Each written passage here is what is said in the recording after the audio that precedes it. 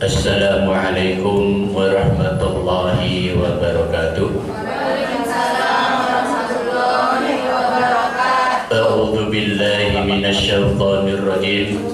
Bismillahirrahmanirrahim. Alhamdulillahi rabbil alamin.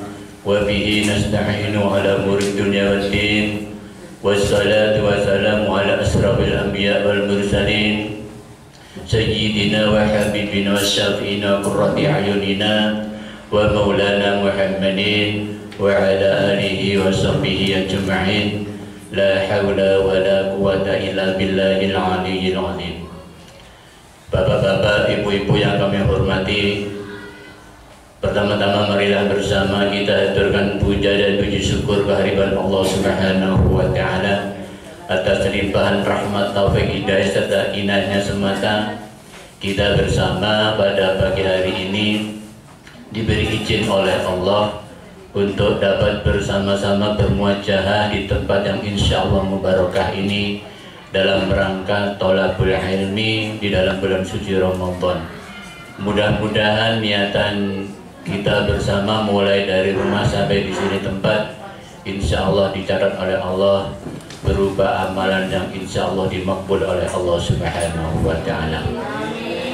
Salam serta salam mudah-mudahan tetap tercurah atas junjungan kita kanjeng Nabi Muhammad sallallahu alaihi wasallam yang telah membimbing kita minat zulumati ila nur.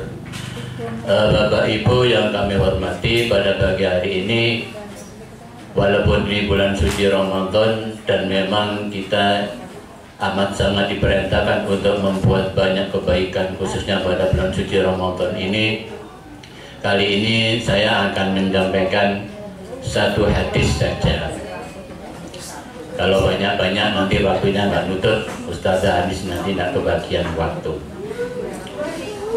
Saya akan menyampaikan hadis yang diriwayatkan oleh Dailami dari sahabat Anas.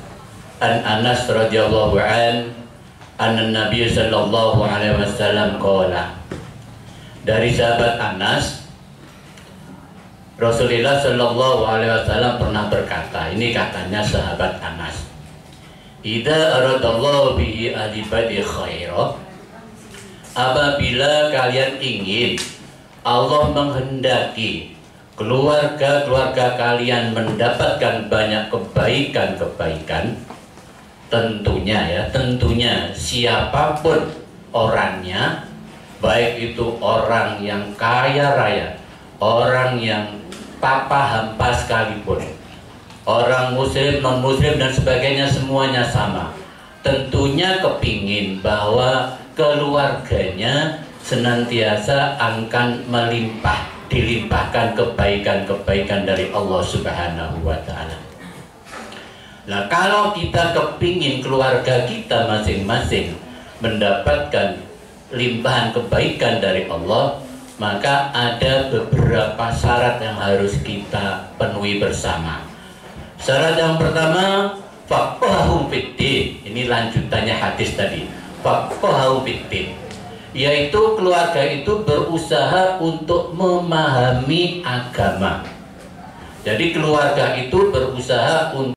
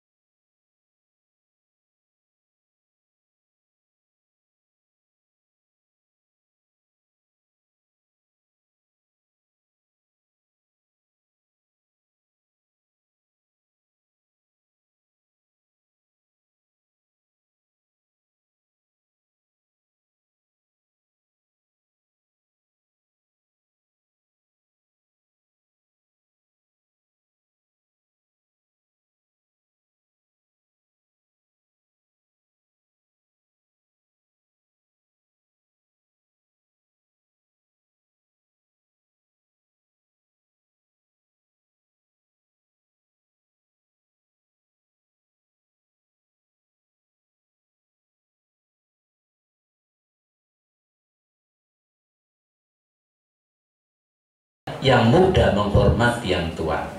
Tentunya di dalam keluarga pasti ada yang tua, ada yang muda. Ada bapak, ada ibu, ada anak, mungkin ada mertua, ada orang tua dan lain sebagainya. Senyampang dalam keluarga itu yang merasa tua dan dituakan, mampu menyayangi dengan penuh perhatian, dengan sepenuh hati para yang muda. Sebaliknya yang muda berusaha untuk menghormati yang tua. Insya Allah kalau ini terjadi akan menjadi kebaikan-kebaikan dari keluarga itu. Kemudian yang ketiga, ini cepet-cepetan saja karena ada 5, cepet-cepetan saja.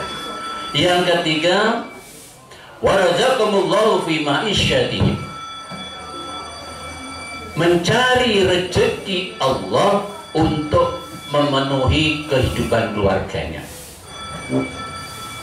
Jadi yang dimaksud rezeki Allah tentunya rezeki yang halalan, thayyiban, mubarrakan, wasi'an. Ini yang penting. Kita sering kan diajarkan doa, Allahumma inna nas'aluka ilman nafi'a wa amalan mutaqabbala wa rizqan halalan thayyiban mubarrakan wasi'an. Jangan lupa, kadang-kadang doanya diputus cuma dua. Halal dan thayyibah, sudah halal dan api toh. Kita tambah Bapak Ibu. Kalau doa ya, mubarrokan, wasian itu cukup. Apa artinya baik, halal, barokah, tapi gak cukup.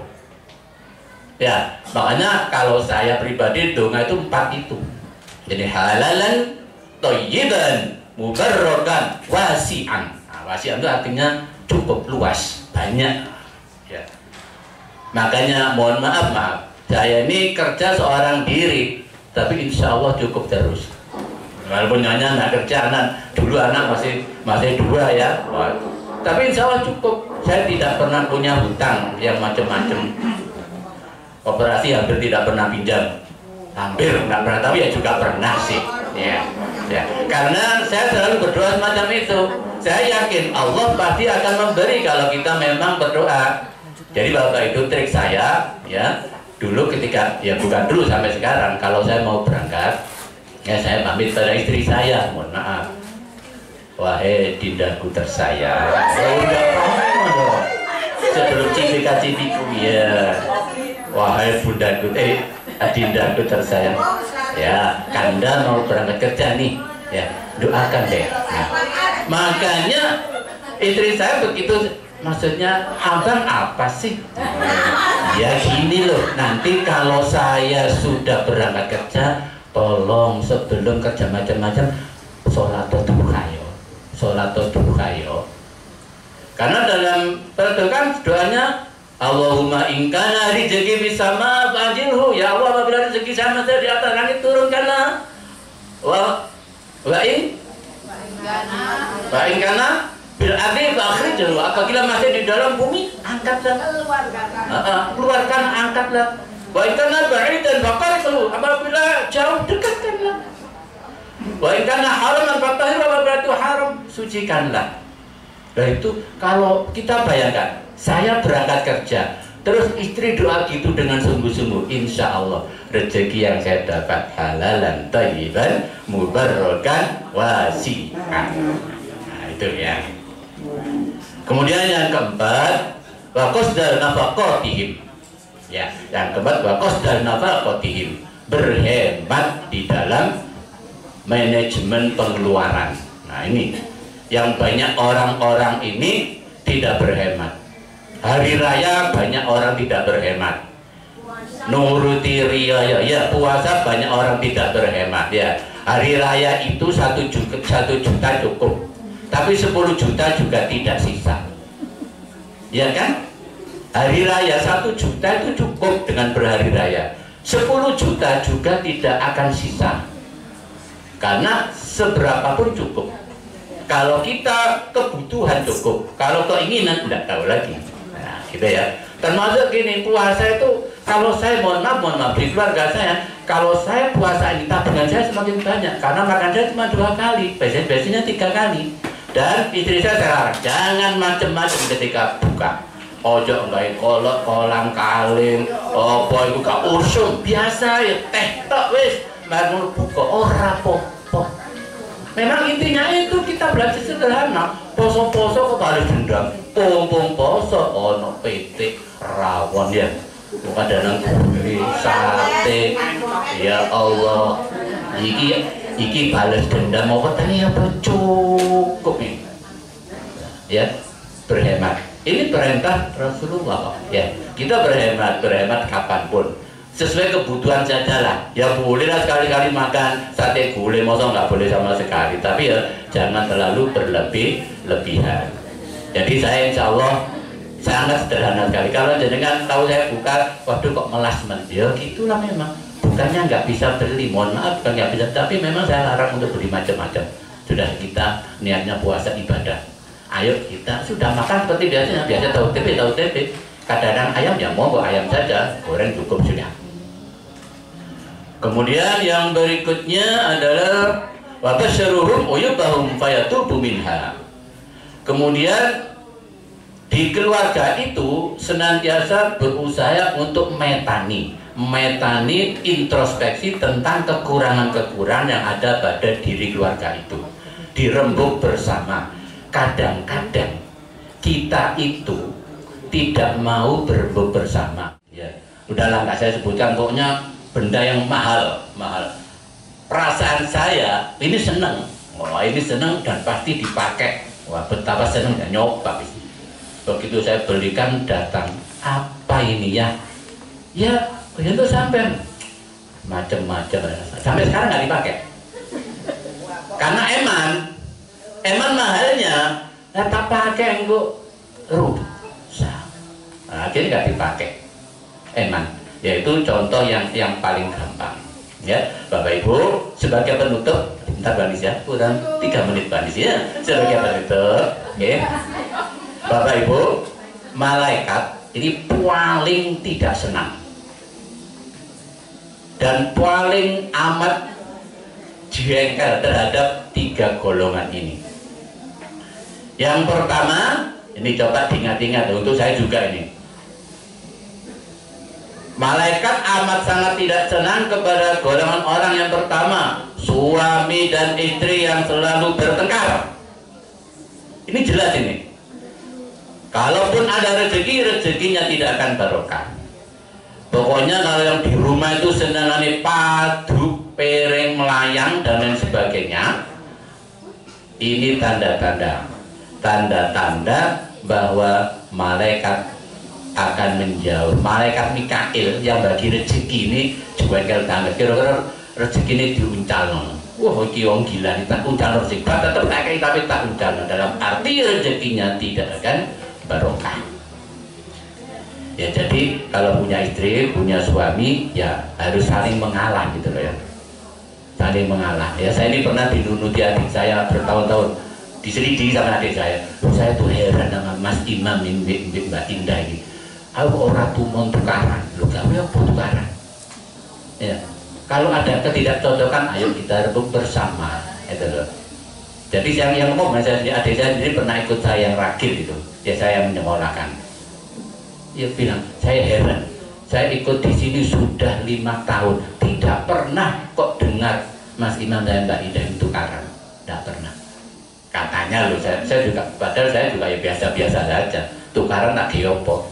Kalau ada situ agak keras ya kita menang, betul ya. Sana muruk kita sebagai airnya, sini yang muruk kono sebagai airnya. Enak sudah. Anak juga gitu ya. Jangan sampai ada pertengkaran. Kemudian yang kedua, lagi-lagi yang kedua yaitu anak yang durhaka kepada kedua orang tua dan orang tua yang durhaka kepada anak. Lu apa ono? Tapi bahasanya nanti aja kalau ada waktu lagi. Loh, ya waris aku mana? Ada. Jadi ini yang kedua, golongannya dibenci malaikat, anak yang durhaka kepada orang tua dan orang tua yang durhaka kepada anak. Apa ada dalilnya, ada hadisnya, ada tak tujuh kapan-kapan. Oh, dosa iki. Dan yang ketiga adalah yang tidak mau meminta maaf bila salah dan tidak mau memaafkan. ini golongan yang paling dibenci oleh para malaikat. Ya mudah-mudahan sedikit ilmu yang saya berikan ini motivasi ya, motivasi mudah-mudahan menjadi ilmu yang barokah. Kalau ada salahnya saya maaf. Saya ihdinas siratal mustaqim. Assalamualaikum warahmatullahi wabarakatuh.